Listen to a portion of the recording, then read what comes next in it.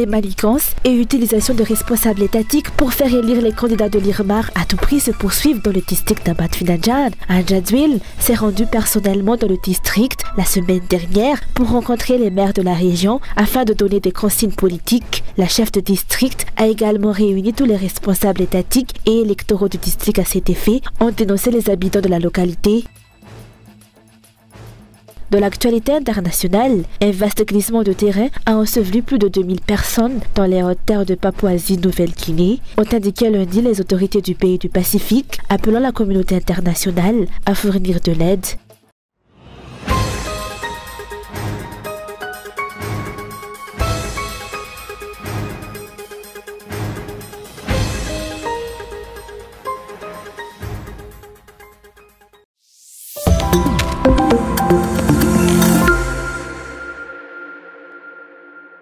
Anja Dzwil s'est rendu personnellement dans le district d'Ambat Finajan la semaine dernière pour rencontrer les maires de la région. Suite à ce déplacement, la chef de district a également réuni tous les responsables étatiques et électoraux du district. Les citoyens de cette localité ont rapporté ces manœuvres, dénonçant les pressions exercées pour faire élire les candidats de l'IRMAR à tout prix. Ces responsables ont subi des menaces, indiquant qu'Ambat Finajan ne bénéficierait ni de collaboration ni de développement si le candidat pro-régime de la localité n'était pas élu. Anja Dzwil a rencontré 6 maires du district d'Ambat Finajan, tandis que les 3 autres maires des communes restantes ont refusé de participer à la réunion. La rencontre qui a eu lieu jeudi dernier portait sur les stratégies visant à faire élire le candidat pro-régime. La chef de district a également réuni les agents communaux, les présidents de Foukontan et les présidents de bureaux de vote pour leur donner des consignes en faveur du candidat IRMAR, incluant des stratégies pour manipuler les votes et vaincre Christine Razanama-Assou. Le chef Cisco a également exercé des pressions sur les enseignants, menaçant que la collaboration et le développement d'Ambat Finajan seraient suspendus si Christine Razanama-Assou était élue. Nous ne nous laisserons pas intimider car nous n'avons jamais été pris en considération par le régime Raduel du premier jour jusqu'à aujourd'hui.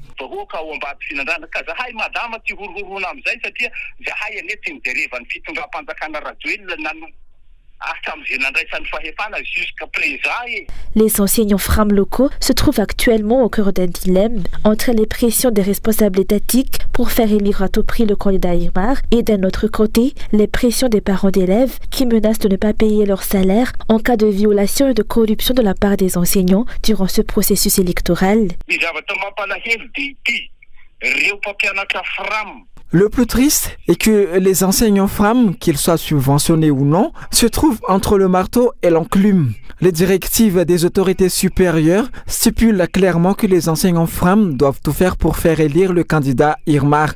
Cependant, leurs véritables employeurs, à savoir le FRAM, l'association des parents d'élèves, menacent de mettre fin à leur contrat si les enseignants qu'ils rémunèrent soutiennent ce candidat. Les enseignants de Midunganjefan, dans le district d'Ambat Finajan, se trouvent actuellement dans cette situation difficile.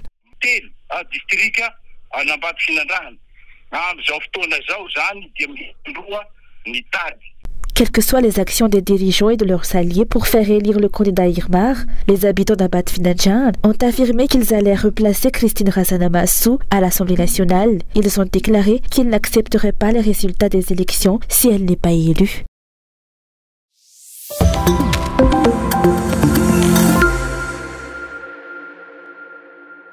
Les Malgaches doivent faire preuve d'unité et s'opposer aux injustices actuelles ainsi qu'aux violations des lois en vigueur. C'est ce qu'ont déclaré aujourd'hui les membres de la diaspora malgache regroupés au sein de l'Ajmas Diaspora face aux nombreuses transgressions commises par les dirigeants.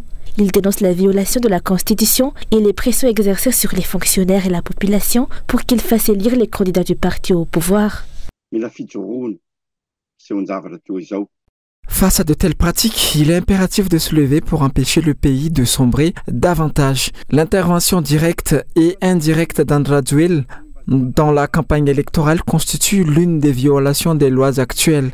Il ne s'agit pas seulement d'une infraction, mais aussi d'une utilisation détournée des deniers publics pour soutenir le candidat de son parti. Récemment, les candidats pro-régime du premier arrondissement ont été particulièrement favorisés par un événement organisé par la commune urbaine d'Antananarivo. De plus, Andra Dzuel a demandé aux habitants d'Ikung de voter pour le candidat qu'il soutient en guise de cadeau d'anniversaire pour lui.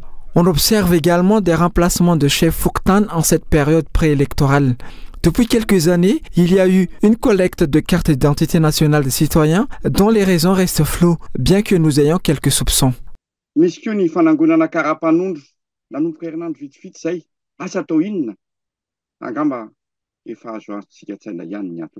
Cette unité pour contrer les infractions doit se manifester lors des prochaines élections. La Jemas Diaspora appelle tous les citoyens à voter avec discernement.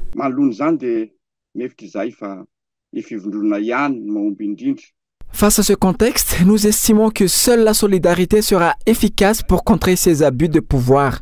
L'opposition et ses alliés ne se laisseront pas faire face aux manigances visant à obtenir le pouvoir par des fraudes électorales. Nous appelons tous les candidats de l'opposition et leurs partis à s'unir pour dénoncer et combattre les abus actuels à travers les élections, un événement spécial où tous les Malgaches seront invités à voter. Mais non pour les candidats pro-régime, que ce soit Irmar, Mapar, IRD ou même les indépendants soutenant ce régime.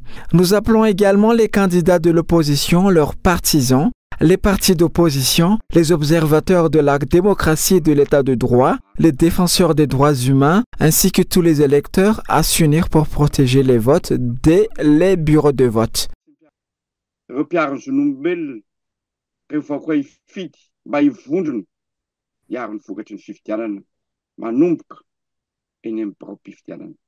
À l'instar de la Jemas Diaspora, plusieurs plateformes de l'opposition ont déjà réitéré l'importance de la participation aux élections et ont également insisté sur la surveillance du processus électoral pour garantir des élections crédibles et transparentes afin que toute tentative de manipulation des résultats soit difficile.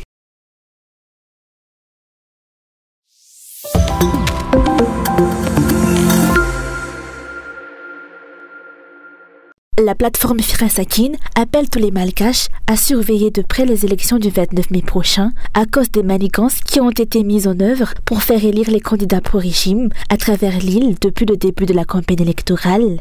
La neutralité politique de l'administration et l'égalité de tous les candidats n'ont pas été respectées au cours de ces 20 jours de campagne, au cours desquels les actes répréhensibles des candidats pro-régime dirigés par Andra Dzuel se sont multipliés. Selon la plateforme, qui dispose de toutes les preuves nécessaires pour étayer ses dires, la campagne a été entachée d'abus de pouvoir, d'utilisation abusive de biens publics, de violences et de menaces de la part des candidats pro-régime, ainsi que les violations flagrantes de la Constitution et des lois du pays.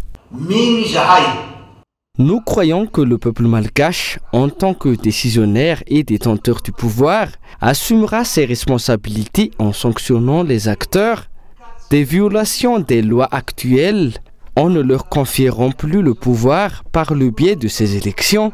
Nous encourageons les Malgaches à effectuer leur devoir pour le redressement de notre pays. Le mépris flagrant affiché envers le peuple malgache est intolérable, selon les explications. Il est temps de changer le cours de l'histoire et chacun devrait s'élever contre les illégalités actuelles en exerçant son droit de vote aux urnes. Les Malgaches et Madagascar ne méritent plus de telles pratiques. Laissons le choix du peuple s'exprimer librement. Les citoyens sont encouragés à être inflexibles quant à leur vote. Nous ne pouvons plus tolérer les manipulations des votes. Assez de tromperies et de fraude. Il est temps de nous y opposer fermement. Nous réclamons des élections transparentes qui reflètent la vérité et le véritable choix du peuple. Nous irons voter et protégerons notre voix. Si certains persistent dans ces manigances, il est de notre devoir de prendre des mesures responsables à cet égard. Ces élections législatives représentent une opportunité de changer le destin du pays face aux violations des lois et aux problèmes sociaux, parmi d'autres maux qui gangrènent la vie de la nation.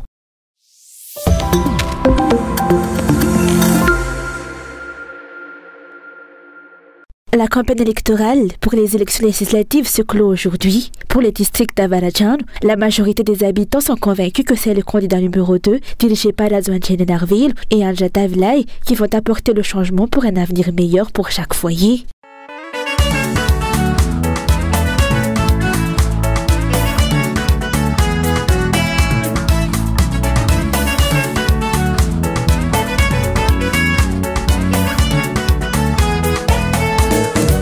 Les candidats du collectif Malagasy à Varadjan ont déjà démontré leur engagement en travaillant avec diligence pour la région et cette dynamique se poursuivra.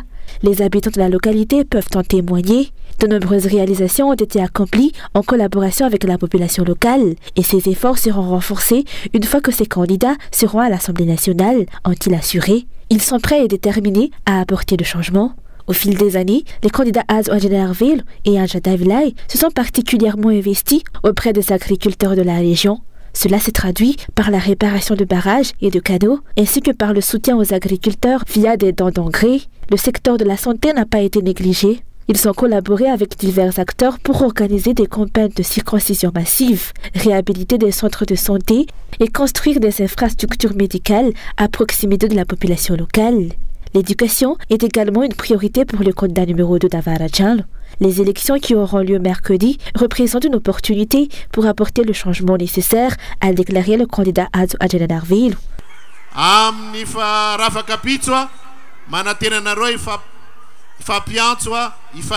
Après-demain, je compte sur vous pour inciter et encourager chacun à aller voter. Ensemble, nous redonnerons à Varadjan son éclat. Ce que vous avez vu jusqu'à présent n'est qu'un échantillon, car nous allons faire 10 fois mieux. Je remercie tous ceux qui sont ici et qui représentent le peuple d'Avaradjan. Mercredi, nous changerons l'histoire d'Avaradjan. Nous nous battrons pour vous, pour les jeunes, pour nous tous. Ensemble, nous marcherons vers la victoire.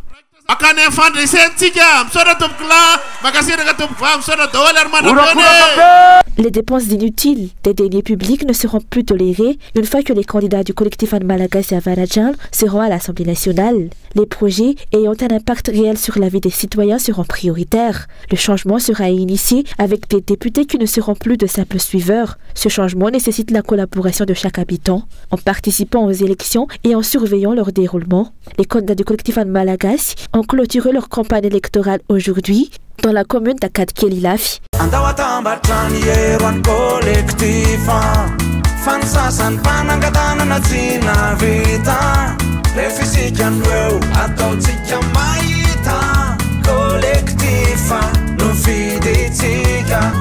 Collectif,